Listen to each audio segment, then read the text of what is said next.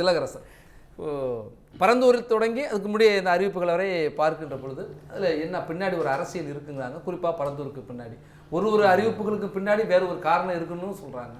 எல்லாத்தையுமே அப்படி எடுத்துக்க முடியுமா? இப்போ பரந்தூர் விமான நிலையத்தை அந்த கையகப்படுத்தினெல்லாம் பார்த்தீங்கன்னா கிட்டத்தட்ட 680 கோடி ரூபாய் வந்து செட்டில் பண்ணிட்டாங்க.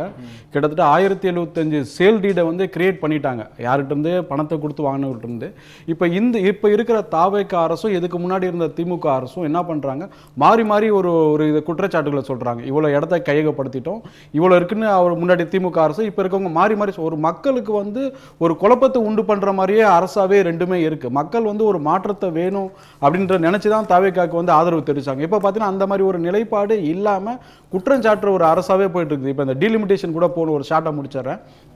மத்திய அரசு என்ன சொல்றது, இந்த டீலிமிட்டேஷன் இம்ப்ளிமெண்ட் பண்ணால் 39 சீட்டுக்கு மேலே அதிகமாக வரும்னு சொல்றது. அதை எதிர்த்து இப்போ இருக்க தாவேக அரசு என்ன சொல்றாங்க, இல்லை இதுக்கு எதிர்த்து தீர்மானம் கொண்டு வரும்போது நமக்கு சீட்டு குறையும் அப்படின்னு சொல்லி தாவேக சொல்றது, திமுக சொல்லுது, அதன் சார்ந்த கட்சிகள். இதுல வந்து என்னன்னா பில் பாஸ் பண்ணும்போது சென்ட்ரல் கவர்மெண்ட் வந்து நிலையா ஒன்று சொல்றாங்க, என்ன எவ்வளவு ரேஷியோல வருது அப்படின்றத. இவங்க ஒரு பக்கத்தில் ஆதரவு தெரிவிக்கிறாங்க, ஒருத்தர் வந்து எதிர்ப்பு தெரியும். அப்படின்னா உண்மையா நமக்கு வந்து எவ்வளோ சீட் வரும், இந்த விளக்கத்தை சொல்ல தமிழ்நாட்டு மக்களுக்கு எந்த கட்சிகளாக இருந்தாலும் தவறாங்க. அதே மாதிரி விஷயம் தான் பரந்தூர்லையுமே.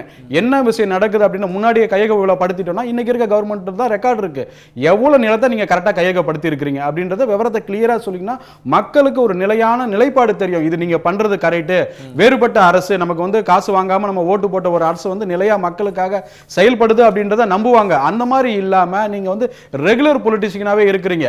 என்ன சொல்லியிருக்காங்கன்னா சார், மொத்தம் 5846 ஏக்கர் தேவைன்னு திட்டமிட்டாங்க. அதில் 3774 ஏக்கர் பட்டா நிலம், அதில் அதுக்கப்புறம் 2681 ஏக்கர் விவசாய நிலம், 1972 ஏக்கர் அரசினுடைய நிலம் இருக்கு, 1558 ஏக்கர் நீர்நிலைகளா இருக்குங்கிற தமிழ்நாட்டோட உண்மை சரிபார்க்கும் 8% தமிழ்நாட்டோட உண்மை சரிபார்க்கும் குழுன்னு சொல்லி ஒரு குழு அமைச்சிருக்கிறாங்க. அதுல வந்து நீங்க சொன்ன டேட்டாவை வெளிப்படையா சொல்லவே இல்லை. இப்ப தங்கம் தென்னரசு நேத்தோட ஸ்டேட்மெண்ட் சொல்றாரு, 99% நாங்க வந்து நிலத்தை 90% வந்து நிலத்தை வந்து கையகப்படுத்திட்டோம் அப்படின்னு. நீங்க சொல்றது கரெக்டா, தென்னரசு சொல்றது கரெக்டா? நிர்மல்குமார் யாரு சொல்றது, யாரு சட்டப்பேரவை சொன்னது அதிகாரப்பூர்வமா இல்ல, சட்டமன்றத்துல சொல்றது எதுவுமே உண்மை அப்படின்றத நம்ம எடுத்துக்க முடியாது. அமைச்சர் சொல்றாரு, அது இல்ல, கண்டிப்பா அதிகாரப்பூர்வமா எடுத்துக்கலாம், அரசனுடைய கருத்தாவும் எடுத்துக்கலாம். இதுல என்ன, இப்ப நீங்க பாத்திருப்பீங்க சட்டமன்றத்தில் நிர்மல்குமார் சட்ட அமைச்சர் சார். இல்ல சார், அரசனுடைய செய்தி தொடர்பாளர் இல்ல சார். நீங்க உங்களுடைய தனிப்பட்ட முறையில் உங்களுக்கு பிடிக்காதுங்கிறத சொல்ல வேண்டாம். ஒரு அமைச்சர் சொல்றார், திமுகவுடைய கருத்து போல நீங்க சொல்லாதீங்க. ஒரு அரசியல் விமர்சனம் இல்ல, அதுல ஒரு சின்ன விளக்கம் நான் சொல்றேன். அதாவது கையகப்படுத்தப்பட்டது 48, மீதி அந்த நீர்நிலைகள்லாம் இருக்கு இல்லையா, நீர்நிலைகள், புறம்போக்கு, இதையெல்லாம் சேர்க்கும் பொழுது இவங்க சொல்ற அந்த பர்சன்டேஜ் வரலாம். விஷயத்துக்கு வந்துடும். இப்போ நீங்க வந்து நிலத்தை மட்டும்தான் சொன்னீங்க, வெளிப்படையா சொல்ல போனா G² மார்க் பண்ணி சொன்னீங்க. இன்னொரு விஷயமும் அதுல இருக்கு, மினரல் வாட்டர் கம்பெனியும் இருக்கு. ஒரு மினரல் வாட்டர் கம்பெனியும் அங்க போயிட்டு பரந்தூர் பக்கத்துல போயிட்டு ஆரம்பிச்சிருக்காங்க. ஏன் சிட்டி பெல்ட்ல எல்லா இடமும் இருக்குல்ல, ஒரு மினரல் வாட்டர் கம்பெனி ஆரம்பிக்கிறதுக்கான எல்லா சோர்ஸும் உங்களுக்கு தமிழ்நாட்டு ஃபுல்லா எல்லாமே இருக்குல்ல, திருவள்ளூர் எல்லாமே எல்லா இடத்துலயுமே இருக்கு. அதை விட்டுட்டு பரந்தூர்ல போய் ஆரம்பிக்க வேண்டிய நோக்கம் என்ன இருக்கு? இன்னும் ஒரு 2-3 வருஷத்துல 4 வருஷத்துல வந்து பரந்தூர் வந்துருச்சு, அப்படி விமான நிலையம் வந்துருச்சுன்னா அதிகப்படியான தண்ணிகள் தேவை. நீங்க வந்து அந்த மினரல் வாட்டர் கம்பெனில இருந்து ஏர்போர்ட்டுக்கு சப்ளை பண்றது ஈஸி, உங்களுக்கான மேனுஃபேக்சரிங் காஸ்ட் கம்மியாகவும் டெலிவரி பண்ற காஸ்டாகவும் லாபம் வந்து அதிகமாக கிடைக்கும். இவ்வளவு நாள் நீங்க ஆரம்பிக்காம உங்களுக்கு நிறைய பிசினஸ் இருக்கு, நீங்க நிறைய டெலிவிஷன் அந்த மாதிரி நிறைய இன்வெஸ்டர்ஸ் நிறைய பிசினஸ், இந்த மாதிரி பர்டிகுலரா மினரல் வாட்டர் கம்பெனி ஆரம்பிக்க வேண்டிய நோக்கம் என்ன இருக்கு? அதுதான் எல்லாருமே கேட்கறாங்க. இந்த விஷயத்தை வெளிப்படையா தமிழக அரசு கொண்டு வந்ததுன்னா உண்மையாலுமே பரந்தூர் வந்ததுக்கான காரணத்தை மக்கள் புரிஞ்சுக்குவாங்க. இதை வந்து இந்த தாவேக அரசு கொண்டு வரணும்.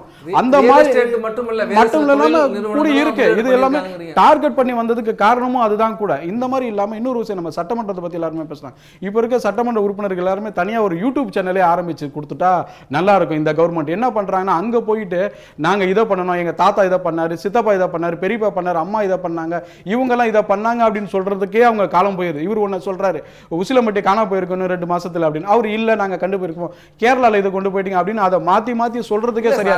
இவங்களுக்கு ஆரோக்கியமான விவாதம் நடந்துட்டு இருக்கு. முன் எப்போதையும் விட செய்தி தொலைக்காட்சிகளை, சட்டப்பேரவை நிகழ்வுகளை பல இடங்கள்ல உட்கார்ந்து பார்த்துக்கிட்டு இருக்காங்க. தங்களுடைய மக்கள் பிரதிநிதி தங்களுக்காக என்ன பேச போறாங்கிறத இன்னைக்கு பார்த்திருப்பாங்க. நீங்க மக்கள் பிரதிநிதி பேசுறதை பார்த்துக்கிட்டு இருக்காங்க. நீங்க சொன்னீங்கல்ல 2 உறுப்பினர்கள் பேசுறாங்க அப்படிங்கறத, எது சரி எது தவறு, ஏதாவது ஒரு நீங்க செய்தியாளர், நீங்க நிருபர், நீங்க வந்து ஏதாவது ஒரு விஷயம் பர்டிகுலர் நல்ல விஷயம் நடந்தது அப்படின்றத பாருங்க. நான் கிட்டத்தட்ட ஒரு 15 நாளா அடிபட்டுருச்சு, வீட்டிலே இருந்து பாக்குறேன், பார்க்கவே முடியல. ஒரு விஷயம் கூட எனக்கு ஒரு நல்ல விஷயமா தெரியல. இன்னைக்கு சம்பவம் பாத்தீங்கன்னா, இவர் G2 மறுமைன்னு அவர் சொல்றாரு, இவரு நான் சொல்ல நீ லாட்டரி மறுமைன்னு சொல்றாரு. இதுக்காகவா உங்களுக்கு ஒரு 614 கோடி செலவு பண்ணி உங்களுக்கு உள்ள அமைச்சிருக்காங்க? ஒரு தேர்தல் நடத்துறது இல்லையா?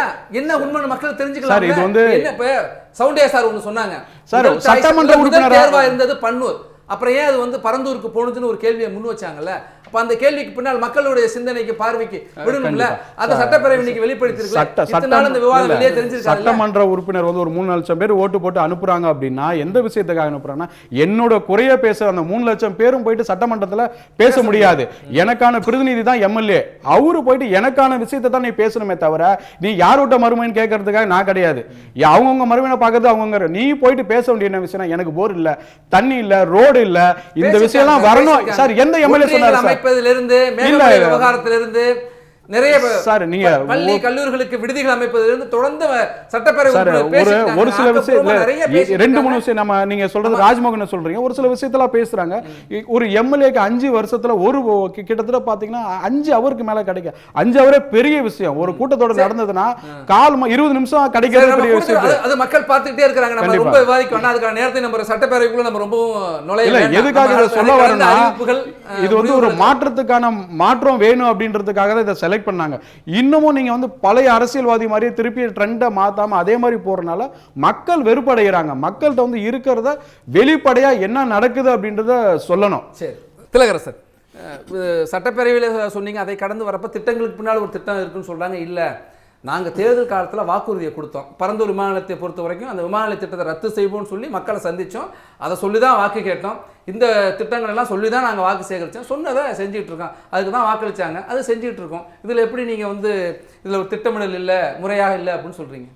எப்பவுமே தேர்தல் வாக்குறுதி வேற, ஆட்சி வந்ததுக்கு அப்புறம் நிலைப்பாடு ஸ்டேட்டஸ்ன்றது வேற இருக்கும். தேர்தலுக்கு வாங்க எது வேணா சொல்லுவாங்க, அந்த மாதிரி சொன்ன விஷயம் தான் பரந்தூர் விஷயம் கூட.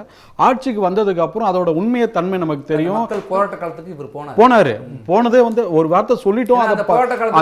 அந்த வார்த்தையை பேரே தளபதி விஜய் சாலை, அந்த வார்த்தையை காப்பாற்றணும் அப்படின்ற ஒரு குறிப்பிட்ட ஒரு இதுக்காகவே இதை பண்ணிட்டாரு அப்படின்றத நான் நினைக்கிறேன் சார். இது எப்படின்னா, இது வந்து ஒரு பெரிய வளர்ச்சியை தடை பண்ணது. இலவசத்தை பார்த்து இலவசத்தை கொடுத்து நிறைய வந்து எப்பயுமே கவர்மெண்ட் என்ன பண்ணுவாங்கன்னா 2 வருஷம் 2.5 வருஷம் கழிச்சு தான் அதை கொடுப்பாங்க. எதுக்குன்னா நிதி சுமையும் கடன் சுமையும் குறைக்கிறதுக்காக ஒரு விசித்திரமா இருக்கும். இப்போ இவர் வந்ததுக்கு அப்புறம் ஏதாவது வித்தியாசமா பண்ணுவார், இலவசங்கள்லாம் கம்மி பண்ணுவார் அப்படின்றத எதிர்பார்த்தா இல்லை. உதாரணத்துக்கு பார்த்தீங்கன்னா, அந்த மகளிர் உரிமை தொகை 3 வருஷம் மார்ச் 2026 வரைக்கும் கிட்டத்தட்ட 40,000 கோடி செலவு பண்ணியிருக்கோம். ஒரு கவர்மெண்ட் ஹாஸ்பிட்டல் கட்டுறதுக்கு 380 கோடி தான் அதிகபட்சமாக செலவாகுது. 11 ஹாஸ்பிட்டலுக்கு கொடுத்துருக்காங்க நம்ம சென்ட்ரல் கவர்மெண்ட்.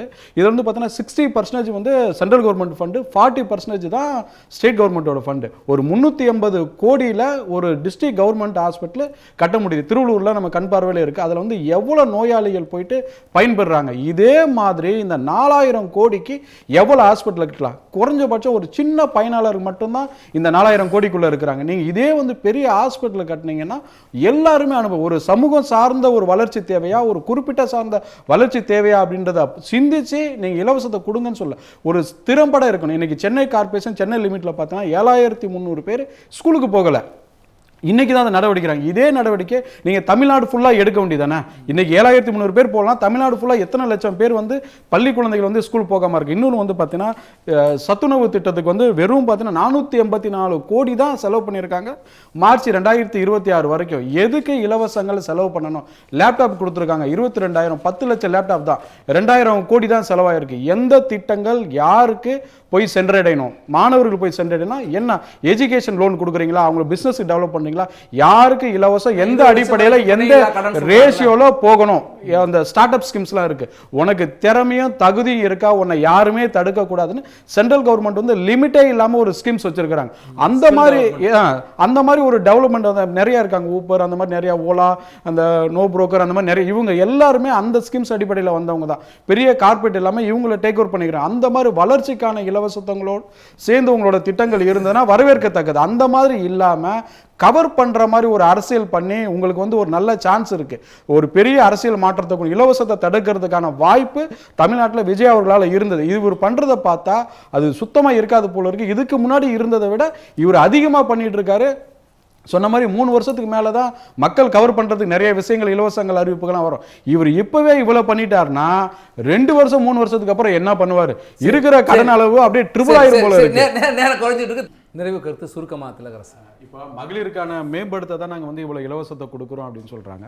மகளிரில் எங்கெல்லாம் வேலை செய்கிறாங்களோ அவங்களுக்குன்னு ஒரு தொகை இருக்குது. ஸ்கில்டு, செமி ஸ்கில்டு, அன்ஸ்கில்டு, அந்த மாதிரி எந்த மகளிர் வேலை செய்கிறாங்களோ அவங்களுக்கு அதிகப்படியான சேலரி கொடுக்குறது ஒரு சிறப்பு சட்டம் கொண்டு வந்தாங்கன்னா நல்லாயிருக்கும். நன்றி சார்.